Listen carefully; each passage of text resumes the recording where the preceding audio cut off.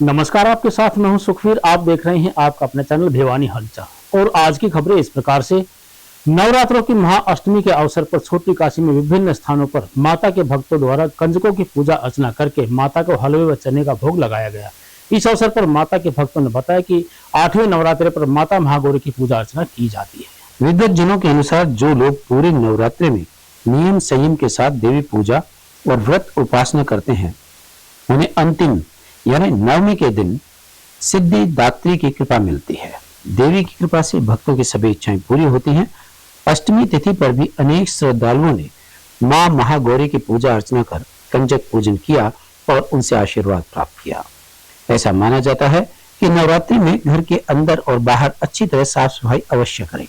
देवी पूजा करते समय देवी को सुहाग का सामान अवश्य चढ़ाएं। सुहाग का सामान जैसे कि लाल चुनरी, लाल फूल, कुमकुम, सिंदूर, लाल चूड़ियां, बिंदिया, आभूषण इत्यादि रखें। पूजा के बाद ये सभी चीजें किसी जरूरतमंद सुहागिन को दान करें। देवी मंत्र ओम दुर्गाय नमः एवं भगवती के नाम का जाप भी कर सकते हैं। नवरात्रि में पूजा पाठ के साथ ही छोटी कन्याओं को भोजन कराएं तो अत्यधिक शुभ रहता है। नवरात्रि में कन्या पूजन और कन्या भोज कराने की परंपरा पुराने समय से ही चली आ रही है। छोटी कन्याओं को देवी का रूप मानकर पूजा करनी चाहिए।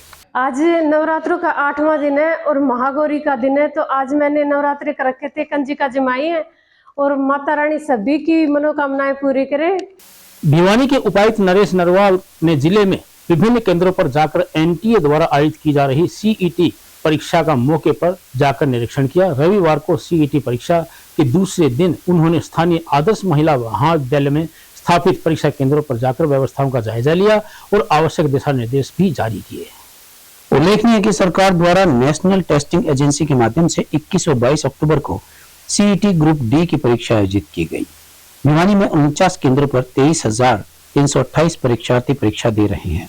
परीक्षार्थियों को परीक्षा केंद्र तक आसानी से पहुंचाने के लिए उपायुक्त श्री नरवाल के निर्देशानुसार परिवहन विभाग सचिव आरटीए द्वारा निःशुल्क बसों की व्यवस्था की गई है।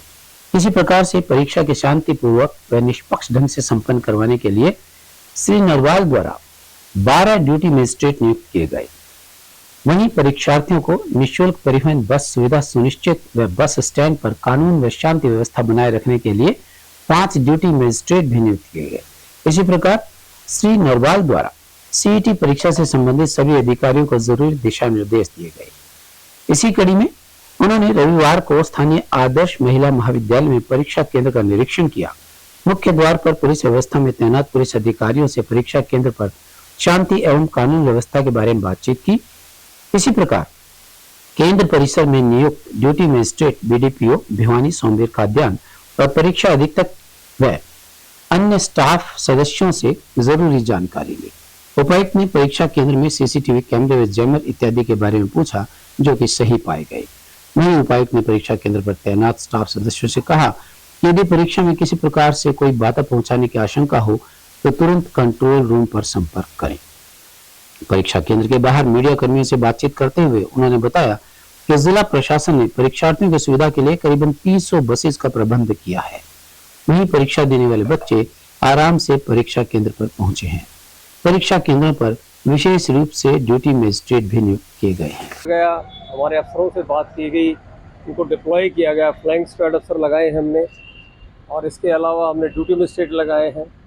ये क्योंकि बच्चे बाहर से भी आ रहे थे और हमारे यहाँ से भी जा रहे थे। हमारे पास डबल चैलेंज था कि यहाँ वाले जो बच्चे जा रहे हैं लगभग 30,000 वो भेज रहे हैं और बाहर से जो बच्चे हैं उनको शटल सर्विस भी देनी है। फिर एग्ज़ाम का बड़ा ट्रांसपेरेंट वे से उसको सिस्टम को अडॉप्ट भी करना है कि बहुत बढ़िया हो, लोगों में फेथ आए, क्योंकि जो कैंडिडेट्स हैं हमारे वो बहुत एक्सपेक्टेशन के साथ आते हैं कि फेयर एग्ज़ाम हो, मेरिट के ऊपर हो, वही सरकार का मैंडेट है।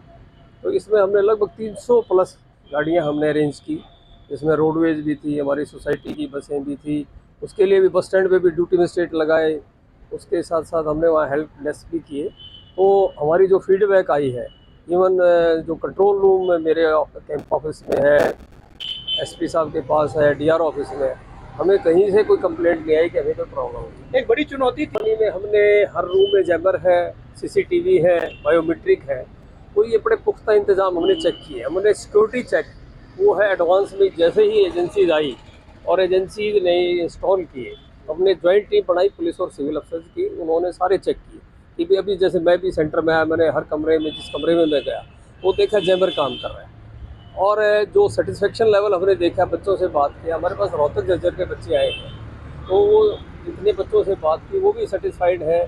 और कोई बच्चा, बड़ी खुशी की बात है कि बाहर से आके कोई बच्चा बगैर एग्ज़ाम दे नहीं रहा। तो जो एफर्ट सरकार का था, एक बिल्कुल इलेक्शन मोड में, जैसे हम इलेक्शन में काम करते हैं, इरिवर्सिबल प्रोसेस होता है, ये भी पूरा हमने काम उसी मोड से किया है। जो यहाँ शटल सर्विस भी हमने दी है, कोई बच्चा आ जाए बस में, बाहर की बसें बस स्टैंड तक आती हैं, 100+ के आसपास हमने शटल सर्विसेज भी की। 4 हमारे बस स्टैंड है, 2 हमारे सब डिपो हैं, तो सब डिपो पे भी हमने बसें लगाई हैं। और आपको एक शेयर करूंगा मैं कि हमारे ये अर्बन एरिया में सेंटर नहीं है, हमारे पास गांव में भी सेंटर है, बुशान है, हमारा डिघावा है, हमारा कलिंगा है। तो इस तरीके से हमारे गांव में भी सेंटर है, बड़वा है सिवानी में। तो पूरे डिस्ट्रिक्ट में फैला हुआ जाल था ये, तो इसमें बहुत सहयोग रहा पूरे हमारे प्रशासन। अखंड भारत माता मंदिर प्रांगण में चल रहे अखंड महायज्ञ के आयोजन आचार्य माई जी महाराज के नेतृत्व में धर्मेंद्र अंगीरा के द्वारा किया जा रहा है। यज्ञ का आयोजन, उन्होंने कहा कि यज्ञ में आहुति डालना ही केवल प्रयोजन नहीं होता, बल्कि यज्ञ में आहुति डालकर उनके द्वारा विश्व शांति व सबकी सुख की कामना की जा रही है। इस अवसर पर यज्ञकर्ता धर्मेंद्र अंगीरा ने बताया कि यज्ञ का अर्थ अग्नि में घी डालना और मंत्रोच्चारण मात्र नहीं है। यज्ञ का अर्थ सत्कर्म, त्याग, समर्पण और शुभ कर्म है। उन्होंने बताया कि सत्कर्मों और सच्ची प्रार्थना से भगवान जीवन की हर इच्छा पूरी करते हैं। आचार्य अंगीरा ने बताया कि यज्ञ कर्मकांड की विधि है जो परमात्मा द्वारा ही हृदय में संपन्न होती है। खाद्य पदार्थों और मूल्यवान समुद्रित पौष्टिक द्रव्यों को अग्नि एवं वायु के माध्यम से समस्त विश्व कल्याण के लिए यज्ञ द्वारा वितरित किया जाता है। उन्होंने यह भी कहा कि यज्ञ काल में उच्चारित वेद मंत्रों को पुनीत शब्द ध्वनि आकाश में व्याप्त होकर लोगों के अंतःकरण को सात्विक व शुद्ध बनाती है। उन्होंने बताया कि आज पूरी दुनिया अशांति और युद्ध के दौर से गुजर रही है। सामाजिक एकता पर खतरा मंडरा रहा है, भय का माहौल बना हुआ है। ऐसे में यज्ञ के माध्यम से मैया से विश्व शांति की प्रार्थना की गई है। मैं कामाख्या से आकर के हमने बृहस्पतिवार को माँ बंगलामुखी माँ कामाख्या का यज्ञ शुरू किया था विश्व शांति के लिए। जो अशांति का माहौल देखने को आज मिल रहा है जगह जगह, और कामाख्या से आकर के हमने 7 दिवसीय महायज्ञ शुरू किया। इसकी पूर्ण आहुति बुधवार को हम करेंगे। और इस यज्ञ से वातावरण को साफ सुथरा करने से के लिए हमने प्रार्थना की, और विश्व में जो अशांति का माहौल है उसके लिए हम माँ बंगलामुखी को और माँ को रिझा रहे हैं और माँ से प्रार्थना कर रहे हैं जो अशांति है इसके माहौल को शांत करते हुए कि माँ हमारे देश प्रदेश राष्ट्र को स्वस्थ और अशांति के माहौल को शांत करके हमें आशीर्वाद प्रदान करें। जो भी है, मैं सभी देशवासियों के लिए, हमारे प्रदेशवासियों के लिए, मेरे जिला वासियों के लिए माँ से प्रार्थना करता हूँ कि जो अशांति का माहौल है उसे शांत करके मेरे प्रदेशवासियों को और मेरे भारतवासियों को शांति के माहौल से दूर करे। और मैं सभी से एक प्रार्थना करता हूँ कि सभी जो आज के युवा हैं वो सुबह उठ करके अपने माता पिता के चरण स्पर्श करें। रेलवे स्टेशन के निकट लाइन पार क्षेत्र में दुर्गा मंदिर प्रांगण में एक रक्तदान शिविर का आयोजन रविवार को कैंसर मरीजों की सहायता के लिए किया गया। इस अवसर पर शतकवीर राजेश डुडेजा इत्यादि ने पहुंचकर रक्तदाताओं को बैच लगाकर उन्हें शुभकामनाएं व्यक्त। इसी कड़ी में कैंसर मरीजों की सहायता के लिए एक विशाल रक्तदान शिविर का आयोजन भगत छोटू राम प्राचीन दुर्गा मंदिर दुर्गा कॉलोनी भिवानी में किया गया। यह जानकारी देते हुए आयोजक शिव कुमार ने बताया कि यह रक्तदान शिविर कैंसर मरीजों की सहायतार्थ किया गया। इस रक्तदान शिविर में मंदिर के भगत राजेंद्र जी ने रक्तदाताओं की हौसला अफजाई की। यह रक्तदान शिविर शतकवीर रक्तदाता राजेश डुडेजा की देखरेख में लगाया गया। उन्होंने बताया कि दुर्गा कॉलोनी में छोटू राम प्राचीन दुर्गा मंदिर में ब्लड डोनेशन कैंप लगाया गया है, जिसमें युवाओं ने बढ़ चढ़ कर भाग लिया और कैंसर के मरीजों के लिए यह शिविर विशेष रूप से बादशाह एम्स की टीम के द्वारा लगाया गया। इसमें युवाओं ने बढ़ चढ़कर भाग लिया और 41 लोगों ने रक्तदान किया। मंदिर के भगत राजेंद्र ने बताया कि यहाँ कैंसर के मरीजों के लिए ब्लड डोनेट किया जा रहा है, जिसमें उन्होंने और उनके परिवार ने भी रक्तदान किया और उन्हें काफी अच्छा महसूस हुआ। श्री भगत छोटू राम प्राचीन दुर्गा मंदिर सोसाइटी की तरफ से यहाँ जो रक्तदान किया गया उसमें मैंने भी दिया, मेरे बच्चों ने भी रक्तदान किया है। और यहाँ मंदिर में आने जाने वाले जितने भक्त लोग हैं वो रक्तदान करते हैं। अच्छा लग रहा है।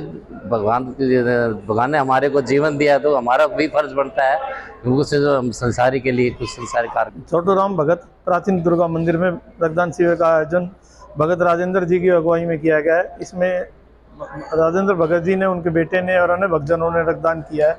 ये रक्त बादशाह एम्स कैंसर हॉस्पिटल द्वारा किया जा रहा है।